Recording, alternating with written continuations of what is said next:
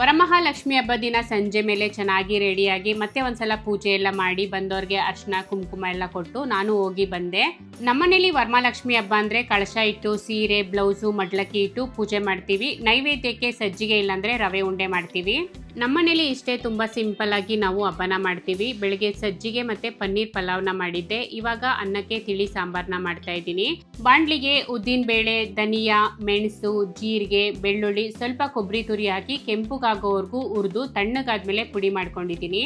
ಬೇಳೆನ ಮೊದಲೇ ಬೇಯಿಸಿಟ್ಕೊಂಡಿದ್ದೀನಿ. ಇವಾಗ ಪಾತ್ರೆಗೆ ಎಣ್ಣೆ, ಸಾಸಿವೆ, ಒಣಮೆಣಸಿನ್ಕಾಯಿ, ಕರ್ಬೇವಿನ ಸೊಪ್ಪು, ಒಂದು ಟೊಮೆಟೊನ ಹಾಕಿ ಚೆನ್ನಾಗಿ ಬೇಯಿಸ್ಕೊಂಡಾದ್ಮೇಲೆ ಪುಡಿ ಮಾಡಿಟ್ಕೊಂಡಿರೋದನ್ನ ಹಾಕೊಂಡಿದ್ದೀನಿ. ಪುಡಿ ಹಾಕಿದ್ಮೇಲೆ ಬೇಗ ತಳ ಹಿಡ್ಕೊಂಡ್ಬಿಡುತ್ತೆ. ಸ್ವಲ್ಪ ತಿರುಗಿಸ್ಕೊಂತಾ ಇದ್ದಂಗೆ ಬೇಯಿಸಿಟ್ಕೊಂಡಿರೋ ಬೇಳೆ, ಬೇಕಾದಷ್ಟು ನೀರು, ಅರಿಶಿನ ಪುಡಿ, ರುಚಿಗೆ ತಕ್ಕಷ್ಟು ಉಪ್ಪು ಹಾಕಿ ಚೆನ್ನಾಗಿ ಕುದಿ ಬಂದಾದ್ಮೇಲೆ ಸ್ಟವ್ನ ಆಫ್ ಮಾಡಿಕೊಂಡು ಕೊತ್ತಂಬರಿ ಸೊಪ್ಪು, ನಿಂಬೆ ರಸನ ಬಿಟ್ಕೊಂಡ್ರೆ ಬೆಳ್ಳುಳ್ಳಿ ರಸಂ ರೆಡಿ ಆಗುತ್ತೆ. ನಾನು ಕೂಡ ಫಸ್ಟ್ ಟೈಮ್ ಟ್ರೈ ಮಾಡಿದ್ದೆ, ಚೆನ್ನಾಗಾಗಿತ್ತು. Thank you.